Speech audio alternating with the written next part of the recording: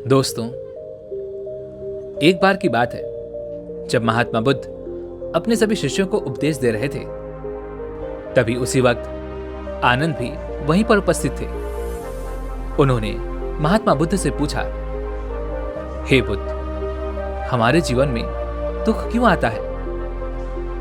इस पर महात्मा बुद्ध कुछ देर मौन रहने के बाद वह अपने सभी शिष्यों से कहते हैं, भंते, तुम जो भी किसी को देते हो वह 1000 गुना होकर वापस तुम तक ही लौट आता है।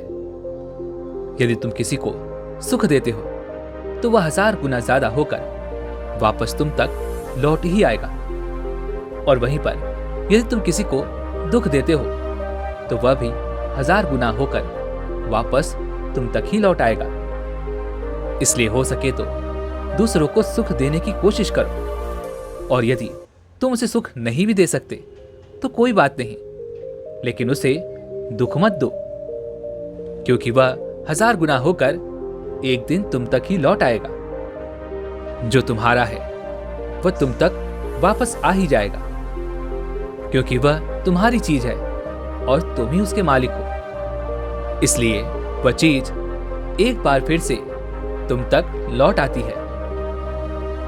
इस पर आनंद ने महात्मा बुद्ध से एक और प्रश्न करते हुए कहा, किंतु हे बुद्ध, जब हम किसी को दुख देते हैं, किसी को तकलीफ देते हैं, किसी को पीड़ा पहुंचाते हैं, तब वह दुख तकलीफ तो सामने वाले को होती है, और जो उसे तकलीफ दे रहा होता है, जो उसे कष्ट दे रहा होता है, वह तो मन ही मन बहुत खुश होता है। उसे तो सुख की अनुभूति होती है, और इसीलिए तो कोई भी मनुष्य किसी को दुख और पीड़ा में देखकर खुश होता है।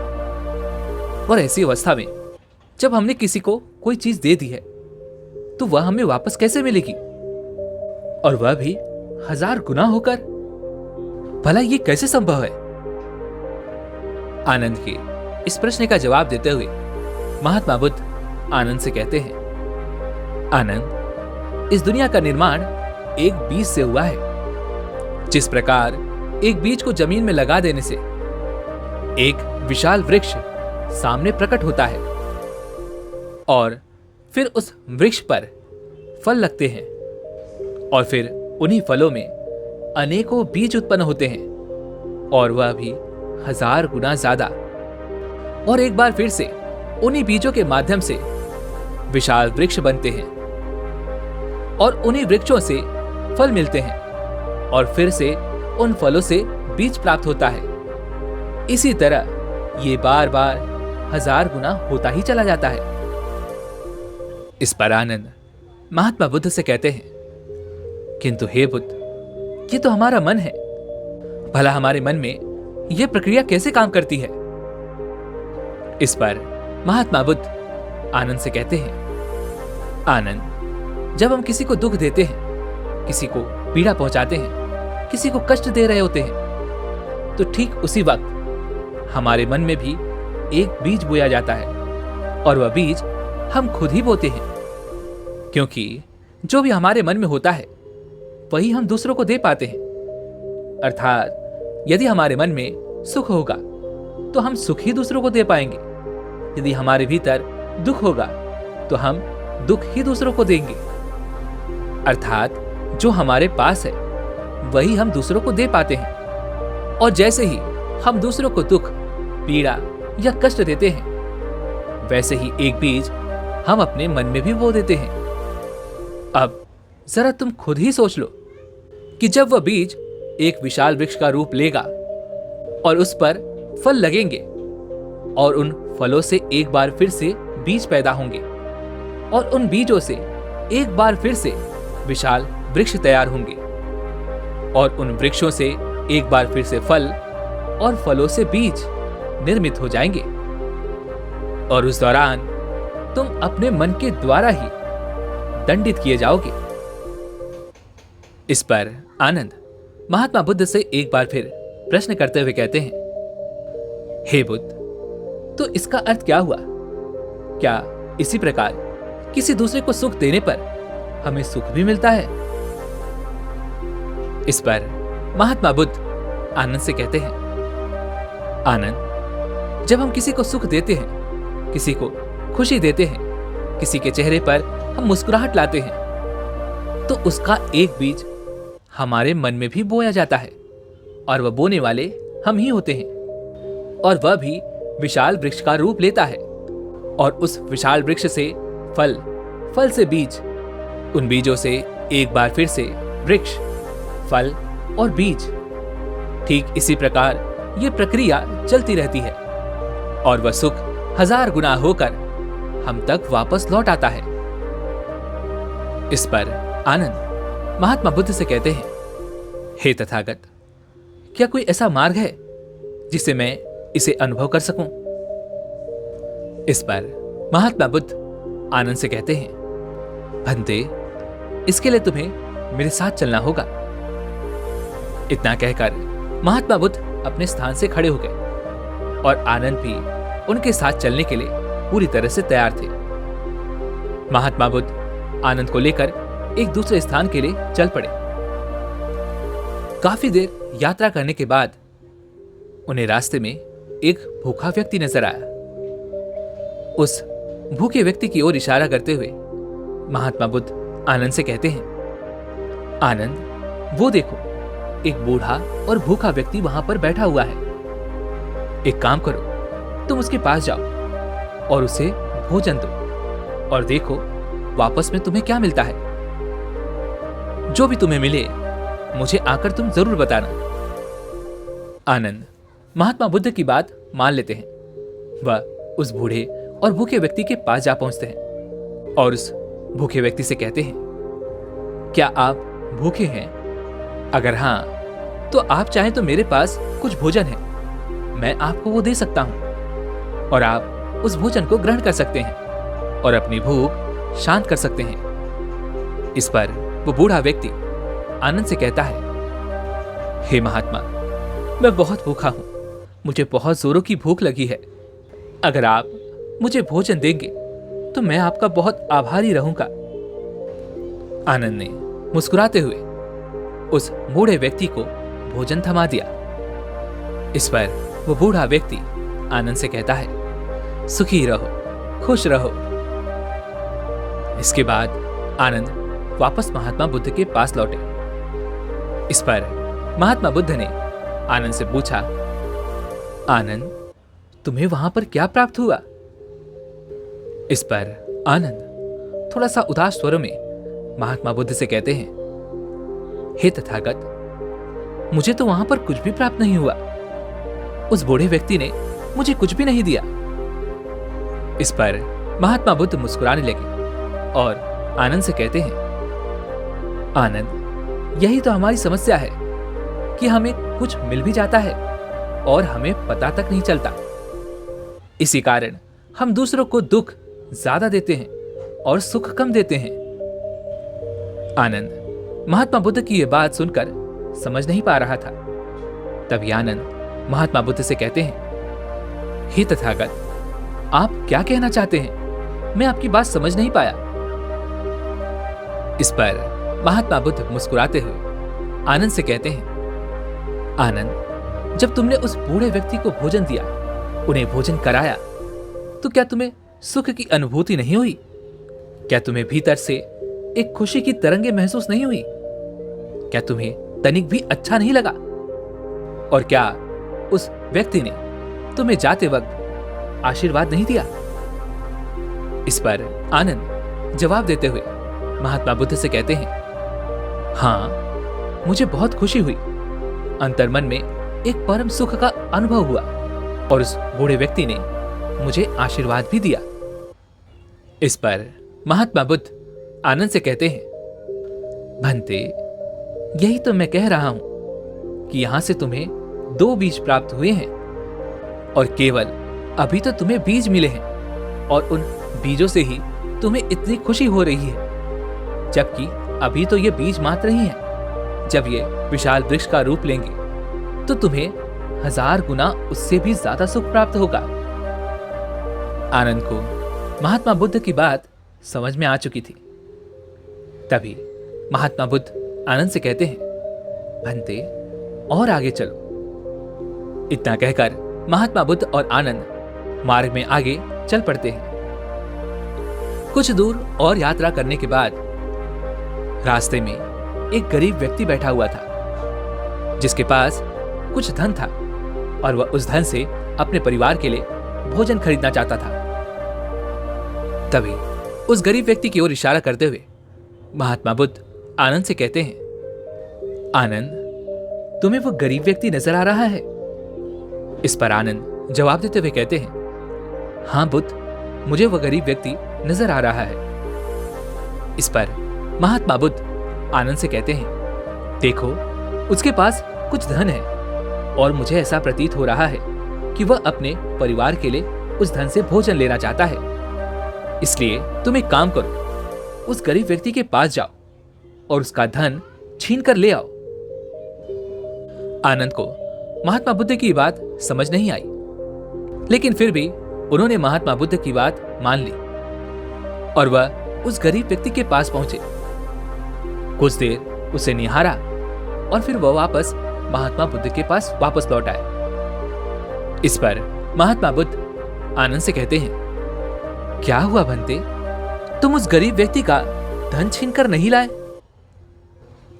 इस पर आनंद महात्मा बुद्ध से कहते हैं, हे तथागत, उस गरीब व्यक्ति को देखने के बाद मेरे मन में दया जाग उठी, करुणा जाग उठी।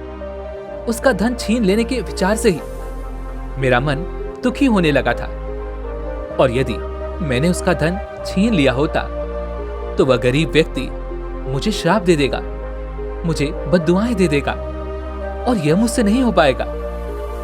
इतना सोचने मात्र से ही मेरे मन की पीड़ा अत्यधिक बढ़ने लगी, इसलिए मैं वहां से खाली हाथ ही लौट आया।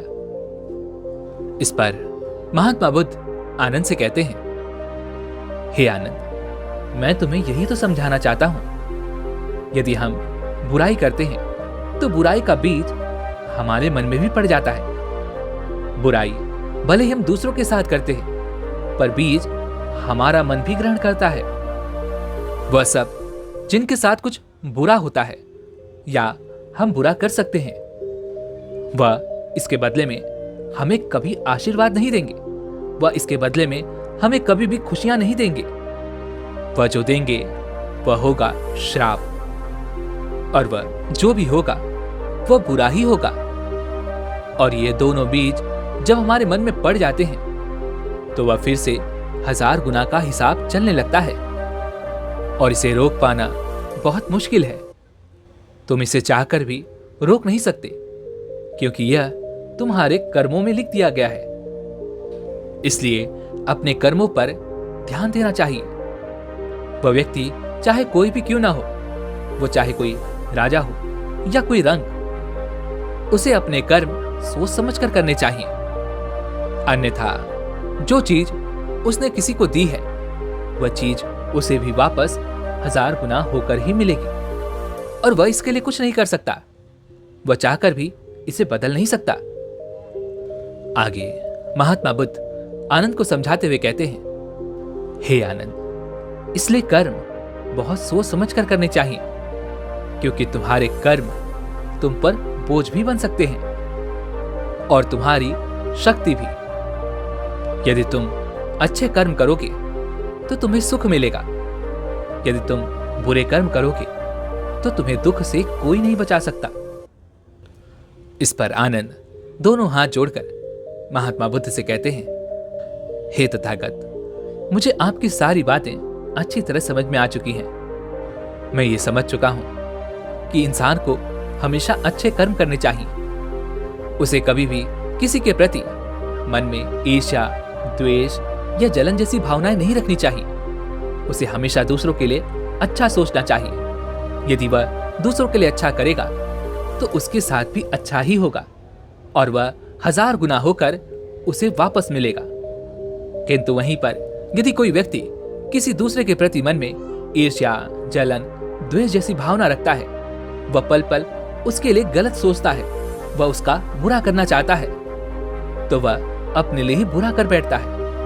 हालांकि यह उसे तब नहीं पता चलता, किंतु जैसे जैसे समय बीतता जाता है और वह वृक्ष जो विशाल रूप ले लेता है, तो उसी का मन उसे दंडित करता है तब ऐसा व्यक्ति रोता है, गिड़गिड़ाता है, अपने हालातों पर माथा पीटता रह जाता है, लेकिन वह कुछ कर नहीं सकता, क्योंकि जो कर्म उसने किए हैं उसकी सजा तो उसे भुगतनी ही पड़ेगी।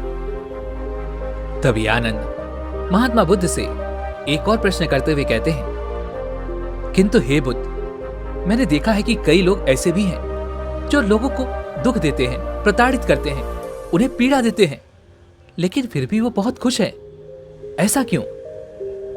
इस पर महात्मा बुद्ध मुस्कुराते हुए आनंद से कहते हैं, आनंद, तुमने उन्हें दूसरों को पीड़ा देते हुए देखा है, उन्हें तकलीफ देते हुए देखी है, और वे दूसरों के सामने बहुत खुश भी नजर आते हैं, ताकि वह अपनी मनोदशा को छुपा सके, वह अपने भीतर की उस पीड़ा को छुपा सके, क्योंकि वे जानते हैं कि अगर उनकी पीड़ा लोगों के सामने आ गई तो लोग उनका मान सम्मान नहीं करेंगे, लोग उनकी कदर नहीं करेंगे, वे लोगों पर अपना रौब नहीं जमा पाएंगे।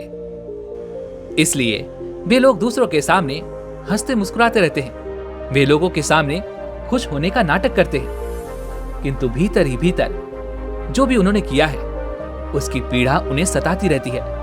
और जैसा कि मैंने तुमसे पहले ही कहा कि जो भी हम कर्म करते हैं वह 1000 गुना होकर हम तक वापस जरूर लौटता है। उनके घर परिवार में हमेशा कलेश बना रहता है, वह कभी शांति से नहीं रह पाते, उनके घर में कभी खुशियों का माहौल नहीं होता, बल्कि वह तो खुद को कोसते रहते हैं, खुद को प्रताड़ित करते रहते हैं। इतना कहकर महात्मा बुद्ध शांत हो गए और आनंद को भी अपने सभी प्रश्नों का जवाब मिल चुका था। दोस्तों, आए दिन हम भी अपने जीवन में कुछ ऐसे ही जी रहे हैं। हम भी दूसरों से जलते हैं, दूसरों से ईर्ष्या करते हैं, दूसरों के प्रति मन में द्वेष रखते हैं। हम चाहते हैं कि दूसरा कोई हमसे आगे ना निकल पाए, अन्यथा हम उससे पीछे रह जाएंगे। हम चाहकर भी उसे आगे नहीं जाने देना चाहते, और जब वह आगे निकलने की कोशिश करता है तो हम तरह तरह के षड्यंत्र रचते हैं ताकि वह आगे ना बढ़ पाए और हम उसे वापस पीछे खींच लाएं। लेकिन आप ये भूल रहे हैं कि आप किसके लिए षड्यंत्र रच रहे हैं, आप किसका बुरा कर रहे हैं। आप अपने लिए ही बुरा कर रहे हैं, क्योंकि जो भी कर्म आप कर रहे हैं वह 1000 गुना होकर वापस आपको ही मिलने वाला है। इसलिए जब भी आपके सामने यह स्थिति उत्पन्न होती है कि आपका कुछ भी अच्छा नहीं हो रहा होता, आप चाहकर भी कुछ अच्छा नहीं कर पाते, आप चाहकर भी उन्नति नहीं कर पाते, तब आपको बुरा लगता है, तब आप दुख में पूरी तरह से डूब जाते हैं। आप चाहकर भी अपने लिए अच्छा नहीं कर पाते, और उसके दौरान भी आप अपनी गलतियों को नहीं मानना चाहते, बल्कि आप उन गलतियों का दोष दूसरों पर मढ़ देते हैं। आपको लगता है कि आपके साथ जो कुछ भी हो रहा है उसका कारण कोई दूसरा व्यक्ति है, किंतु ऐसा नहीं है। आपके साथ जो कुछ भी हो रहा है वो आपके द्वारा किए गए कर्मों का ही फल है, जो 1000 गुना होकर आपको ही वापस मिल रहा है। इसलिए अच्छे कर्म कीजिए। यदि आप अच्छे कर्म करेंगे तो आपको भी अच्छा फल ही मिलेगा। यदि आप किसी के लिए अच्छा सोचेंगे, उसकी उन्नति के बारे में सोचेंगे, तो आपके साथ भी वैसा ही होगा। आपकी उन्नति होगी, आपके साथ हमेशा अच्छा होगा, आप हमेशा खुश रहेंगे और आपको किसी चीज की कोई कमी नहीं होगी। किंतु वहीं पर यदि आप किसी के लिए बुरा सोचते हैं, किसी के प्रति द्वेष या जलन की भावना रखते हैं और उसे आगे नहीं बढ़ना देना चाहते, तो आपके साथ भी वैसा ही होगा। आप चाहकर भी आगे नहीं बढ़ पाएंगे, आपका मन हमेशा प्रताड़ित रहेगा, आप चाहकर भी खुश नहीं रह पाएंगे, आपके घर में हमेशा कलेश होगा और आप हमेशा दुखी रहेंगे। इसलिए आज से ही जब भी आपके मन में नकारात्मक भावनाएं उत्पन्न हो, किसी को देखकर आपके मन में षड्यंत्र रचने की इच्छा जागृत हो, तो अपने आप से सवाल करें कि क्या ये सही है? जो भी मैं सोच रहा हूं, क्या ये करना उचित है?